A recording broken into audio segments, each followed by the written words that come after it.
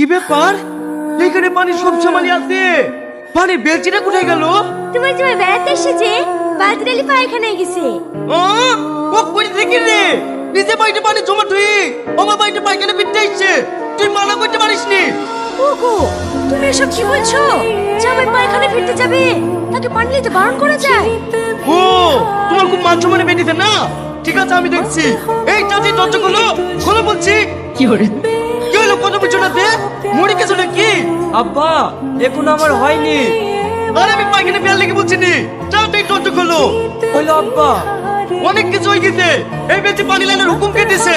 পায়খানায় আসলে পানি লাগবে না। মানুষ পানি বেগুনে মরে যাচ্ছে আর পায়খানা বেল লেগে পানি নিয়ে চলে এসছো, যত সব। আব্বা, পানি নিয়ে চলে যাচ্ছেন যে, পায়খানা পানি খরচ করবো কি করি? কেন শহরে লোক কাগজ ব্যবহার করেন না, তুমিও কাগজ ব্যবহার করো। এ রে, বিরাট